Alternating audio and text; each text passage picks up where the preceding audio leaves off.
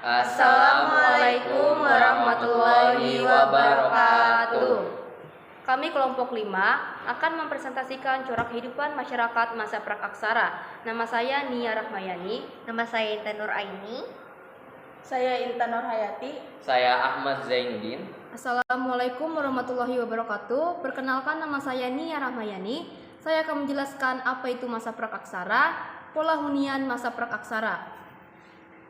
Pengertian masa praaksara yaitu zaman praaksara adalah masa kehidupan manusia sebelum mengenal tulisan. Praaksara dibagi menjadi dua kata, yaitu pra yang artinya sebelum, aksara berarti tulisan.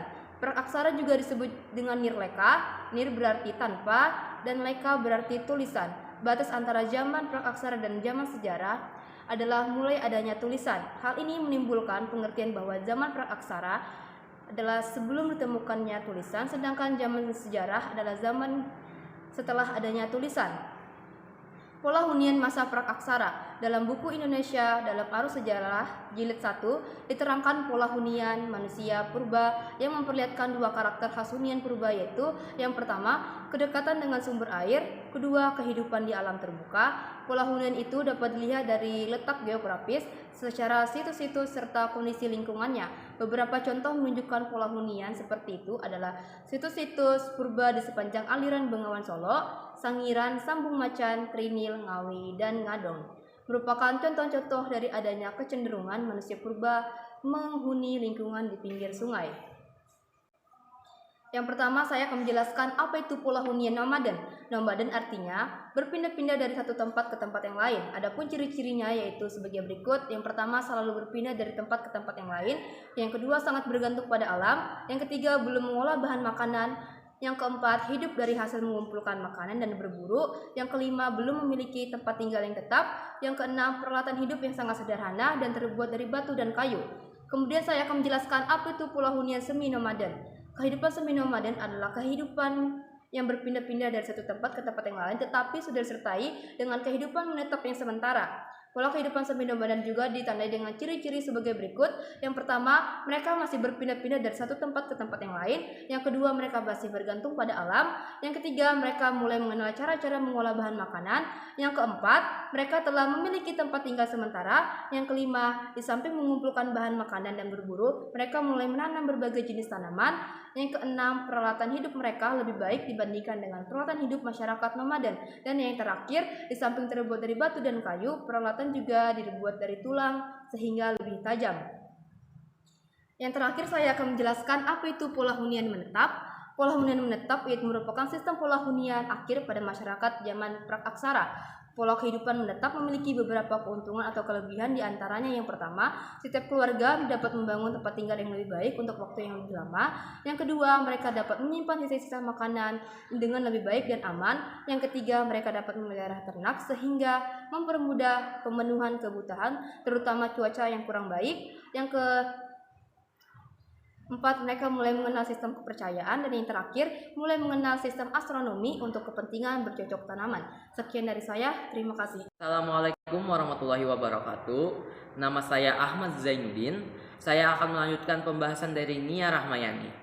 C. Perkembangan ekonomi masyarakat praaksara berdasarkan penemuan-penemuan hasil kebudayaan yang memiliki karakteristik yang berbeda antara satu masa dengan yang lainnya. Maka cara kehidupan masyarakat praaksara menurut para ahli dibagi menjadi 3 masa, yaitu 1. Masa berburu dan mengumpulkan makanan, 2. Masa bercocok tanam, 3. Masa perundagian. 1. Masa berburu dan mengumpulkan makanan. Masa berburu dan mengumpulkan makanan tingkat sederhana budaya Paleolitik 600 tahun yang lalu. 2. Keadaan bumi yang masih liar dan labil. 3. Manusia purba masih tergantung dengan alam. 4. Pithecanthropus erectus, Pithecanthropus soleensis, Homo wajakensis. 5. Hidup berkelompok dan nomaden. 6. Memakai alat dari batu dan tulang. Mereka hidup berkelompok dengan pembagian tugas bahwa yang laki-laki ikut kelompok berburu dan yang perempuan mengumpulkan makanan dari tumbuhan dan hewan-hewan kecil. Sejak Pithecanthropus sampai Homo sapiens bersifat nomaden atau berpindah-pindah mengikuti gerak binatang buruan serta sumber air. Kehidupan menetap atau sedenter belum dikenal.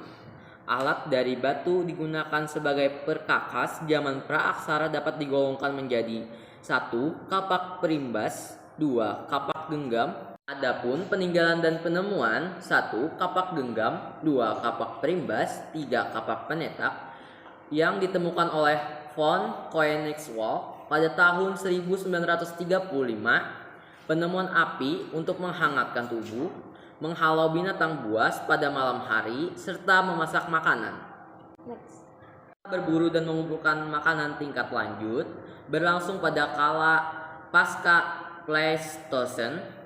Kejok Mondinger hidup semi sedentar, lebih lama menetap, tinggal di gua-gua untuk melindungi diri dari iklim dan binatang buas.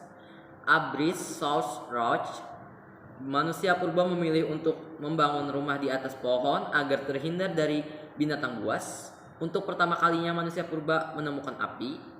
Mereka telah mengenal bercocok tanam yang sangat sederhana dan dilakukan secara pindah-pindah. Kejoken Moldanger dan Abris South Roach. Kejoken Moldanger adalah sampah dapur atau tumpukan kerang, sebuah tempat pembuangan sampah lokal sepanjang pantai timur Pulau Sumatera. Abris South Roach adalah gua-gua tempat tinggal manusia purba. Adapun penemunya adalah Van Steen Kallenfels yang berlokasi Gua Lawa dekat Sampung Ponorogo. Adapun gambar dari Kejoken Moldanger seperti gini dan Abris South Roach seperti gini. Next. Perkenalkan, nama saya Intan Nur Aini dan saya akan melanjutkan pembahasan dari Ahmad Zainuddin. 2. Masa bercocok tanam. Mendiami tempat-tempat terbuka yang dekat dengan sumber air, hidup menetap di suatu perkampungan, pembagian kerja berdasarkan usia dan jenis kelamin, adanya barter. Para ahli menduga bahwa pada masa bercocok tanam menetap ini, mereka sudah menggunakan bahasa Melayu Polynesia atau rumpun bahasa Austronesia. Kelompok manusia sudah lebih banyak karena hasil pertanian dan peternakan sudah dapat memberi makan sejumlah orang yang lebih besar. Masa bercocok tanam dimulai kira-kira bersamaan dengan berkembangnya kemahiran mengasah alat dari batu dan mulai dikenalnya teknologi pembuatan gerabah. Alat yang terbuat dari batu yang biasa diasah adalah beliung, kapak batu, mata tombak. Gotong royong juga telah menjadi bagian dari corak kehidupan masyarakat. Penebang pohon membakar semak belukar. Membuat gerabah, kegiatan tukar-menukar, berburu dilakukan secara gotong royong. 3. Masa perundagian. Tata kehidupan yang semakin teratur dan terpimpin, pembuatan alat dari logam, pemujaan roh nenek moyang, berkembangnya ilmu astronomi dan iklim untuk persawahan. Masa ini disebut masa perundagian, yaitu dari kata undagi yang berarti terampil, karena pada masa ini muncul golongan undagi atau golongan yang terampil melakukan suatu jenis usaha tertentu seperti membuat alat-alat dari logam, rumah kayu, gerabah, perhiasan, dan sebagainya. Munculnya kemampuan membuat alat-alat dari logam tersebut tidak menggantikan mata percarian pokok bercocok tanam. Seiring dengan semakin berkembangnya sistem kepercayaan mereka dalam bentuk animisme dan dinamisme pada masa perundagian, manusia purba sangat taat kepada adat, diantaranya adat gotong royong, tolong menolong, sambat sinambat. Assalamualaikum warahmatullahi wabarakatuh. Saya Intan Nur Hayati dan saya akan melanjutkan pembahasan dari Intan Nur Aini. Sistem kepercayaan. Pada masa praksara, seiring dengan perkembangan kemampuan berpikir, manusia purba mulai mengenal kepercayaan terhadap kekuatan-kekuatan lain di luar dirinya yang disebut sistem kepercayaan manusia purba atau zaman praksara. Oleh sebab itu, mereka berusaha mengekatkan diri dengan kekuatan tersebut, caranya ialah dengan mengadakan berbagai upacara seperti pemujaan, pemberian sesaji, yang paling menonjol upacara penguburan orang meninggal, ataupun upacara ritual lainnya. Hal ini dibuktikan dengan ditemukannya lukisan-lukisan di dinding goa di Sulawesi Selatan dan juga berbagai alat ritual lainnya yang akan dijelaskan nanti. Sistem kepercayaan masyarakat Indonesia zaman praksara diperkirakan tumbuh pada masa berburu dan mengumpulkan makanan. 2. Macam-macam kepercayaan. Kepercayaan dibagi menjadi 3, yaitu animisme, dinamisme, dan totemisme. Animisme, kepercayaan terhadap roh yang mendiami semua benda, misalnya pohon, batu, gunung, dan sebagainya. Dinamisme, kepercayaan bahwa segala sesuatu yang mempunyai tenaga atau kekuatan yang dapat memengaruhi keberhasilan atau kegagalan usaha manusia dalam mempertahankan hidup. Kekuatan gaib itu terdapat di dalam benda-benda seperti keris, patung, gunung, pohon besar, dan lain-lain. Totemisme, kepercayaan bahwa hewan tertentu dianggap suci dan dipuja karena memiliki kekuatan supranatural. Hewan yang dianggap suci antara lain sapi, ular, dan harimau.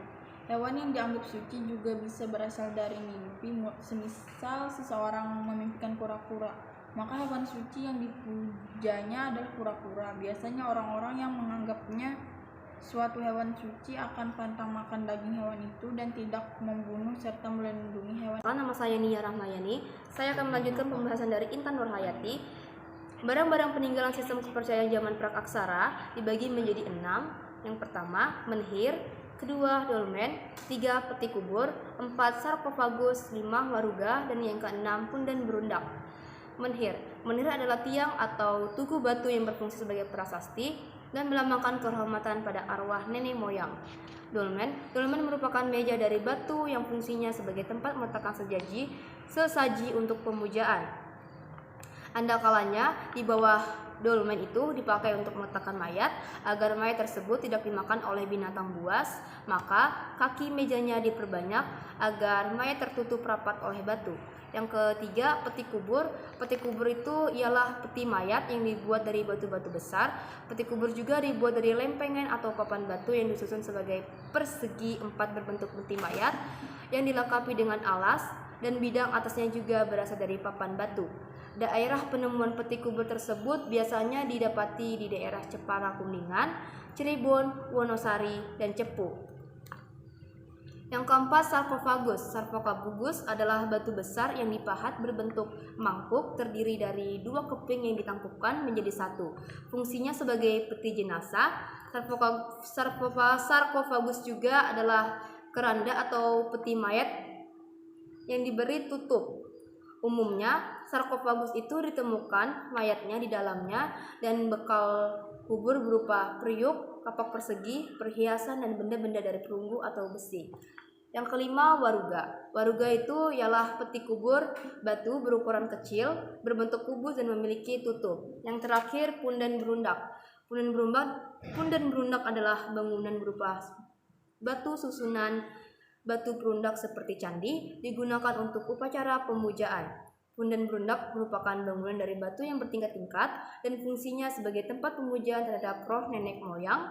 Bangunan tersebut dianggap sebagai bangunan suci dan lokasinya tempat penemuannya adalah letak Sibeduk atau Banten dan lereng di Bukit Hayang di Jawa Timur.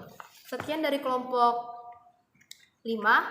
Assalamualaikum warahmatullahi wabarakatuh. Mohon maaf jika ada salah kata dan salah ucap.